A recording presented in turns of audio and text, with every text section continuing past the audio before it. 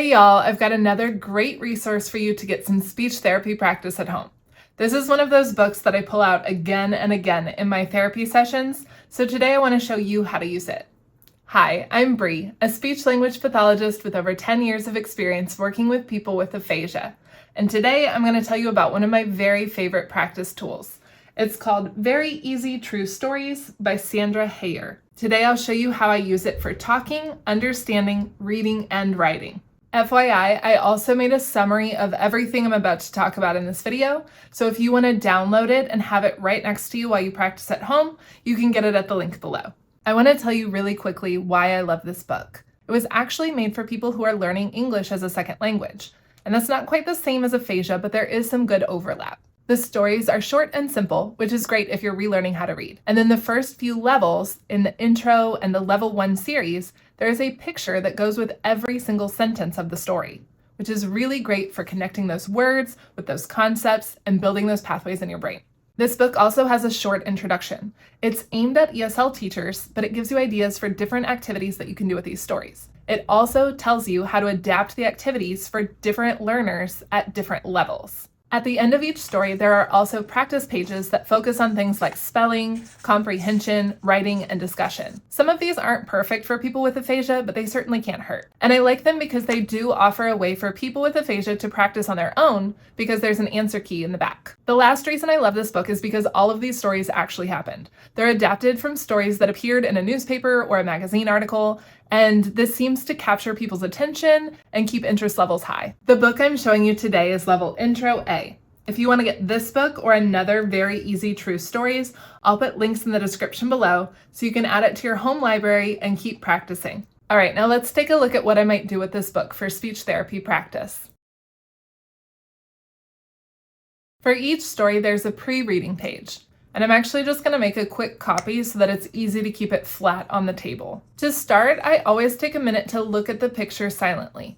Don't feel like you have to rush in or start naming things right away. After looking at the picture, I would start with a simple naming task. What do you see in the picture? Yeah, so they might say man, woman, elevator, buttons. If your loved one has a lot of trouble getting words out, you can say the word and then have them repeat. This is still really good practice. And one trick is to have them watch your mouth as you say the word, to really concentrate on what your lips are doing so that they can figure out what they're supposed to be doing with their mouth. Elevator.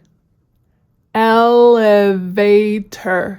Those visual cues can truly make all the difference. Next, I would have them write all those things down. If spelling is really hard, I'll just have my clients copy down the words that I write. Or you can always give them scrambled letter tiles. If you've watched any of my videos, you know how much I love these. If you're interested in working on spelling practice this way, search for Aphasia with Bree Letter Tile Spelling Kit. If I'm using letter tiles, I still always make my clients write down the word after. Even if the person has weakness in the hand that they usually use to write, I have them switch over to their non-dominant hand and give it a try. The more you practice, the better it gets. And we want to use all those language pathways to help you get your words back, including writing. After the words are written, I would have the person go back and read their list. Man, woman, elevator, buttons. Again, if your loved one has a lot of trouble getting these words out on their own, tell them to watch your mouth while you say the word. They can repeat after you. And if some words are too hard, that's okay. Move on. You'll have more opportunities to practice later, and you don't want them to relearn the wrong thing. The goal with home practice is always to keep things frustration-free. If you're helping someone at home, you can then use either the picture or the word list to work on comprehension. Here's how I might do it with the picture. Point to the buttons. Point to the woman. And here's how I might do it with the word list. Point to buttons. Point to woman. Everybody has different strengths. If reading is really hard for someone, I would probably draw little pictures next to the words and then put the scene side by side, point to an item in the picture, like elevator, and then tell them to match the written word. Keep in mind that nouns are usually the easiest to get out, but depending on the person, I would probably try to get some verbs too. So I'd be like, yeah, man, woman, cool. What are they doing?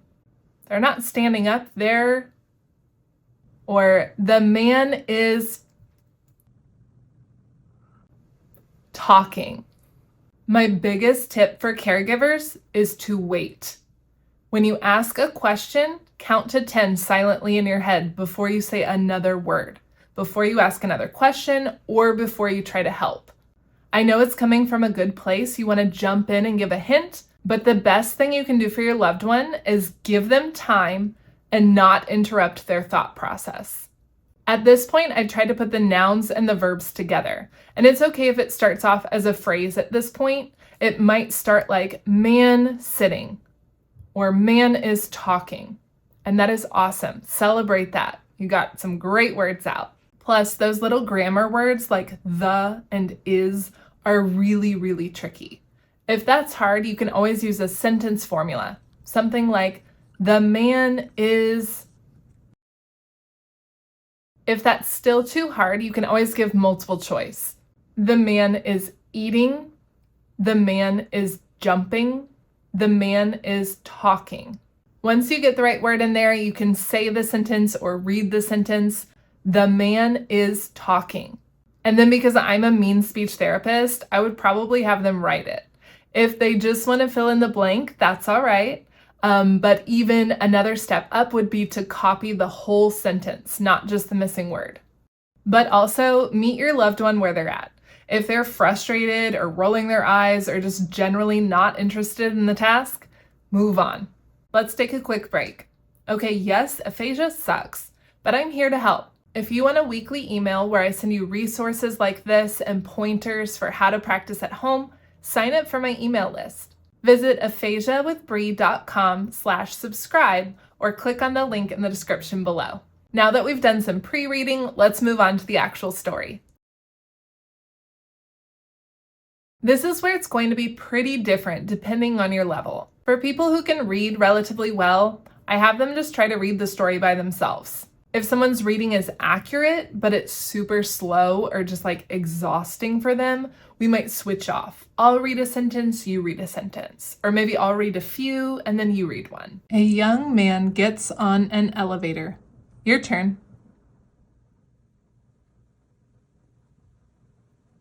Nice. The elevator stops. A young woman gets on the elevator.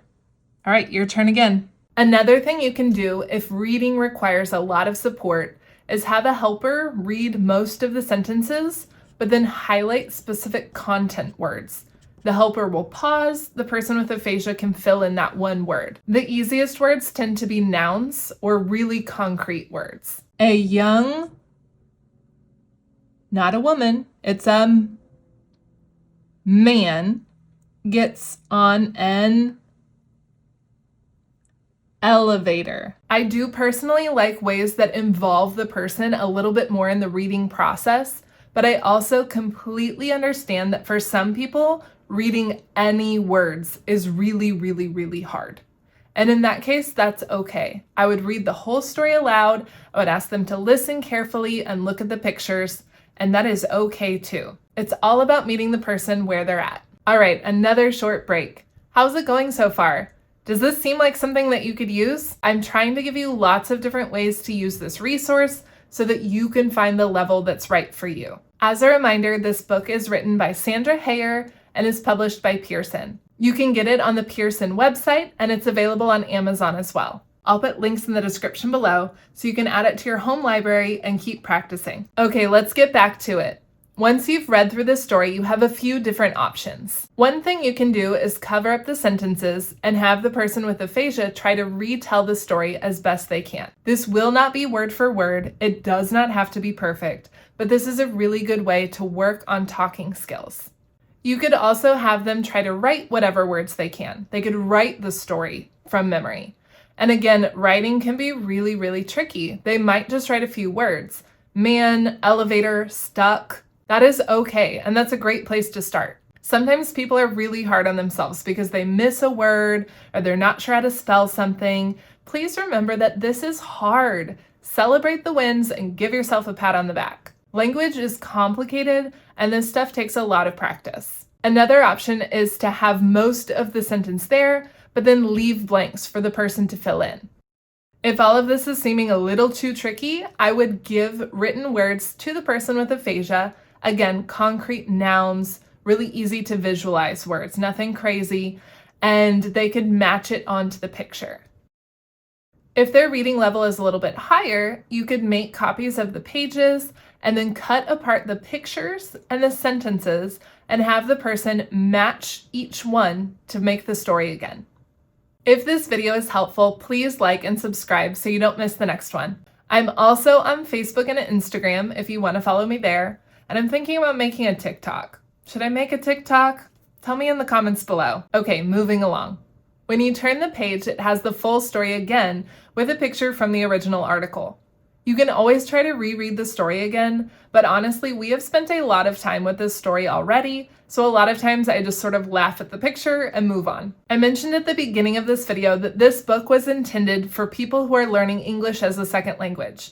So there are a few activities at the end of each story to work on spelling and writing and vocabulary. I wouldn't say these are like perfect for people with aphasia, but they certainly can't hurt. And if you have aphasia and you're practicing by yourself at home, they have an answer key in the back of the book. And so I like that because this is something you can do completely on your own without relying on somebody else to be sitting right there helping you. If you want to make these a little bit better, you can explain your answers. So for example, this comprehension question, you could explain why the other answer isn't right. It wasn't 3 young men, it was 1 man. And the workbook isn't asking you to do that, but you could still say that out loud or write that down for more practice. Or when you're reading the paragraph that they give you, try to read it out loud again. A young man and a young woman are in an elevator. And you can see this part here is supposed to be a discussion with a bigger classroom or a group, but you could always use these words to practice some functional phrases, right? You could say things like, I am hungry. I am thirsty. I am tired. Get creative. As long as you're talking, listening, reading, or writing, you're practicing. All right, y'all, that's it for today. If you found this video helpful, please like and subscribe so you don't miss out on the next practice video. If you want a weekly email that gives you resources and tips for how to practice at home, sign up for my email list. Visit aphasiawithbree.com/subscribe, or you can click the link in the description below. Lastly, if you want a summary of everything I've talked about today and all the different activities you can do with this book, I wrote it down for you. This download is pay what you can. You can put a 0 in that box and get it for free, but if you could leave me a tip, I'd really appreciate it because that helps me keep making videos and resources like this. All right, y'all, thank you so much for being here, and I'll see you again soon.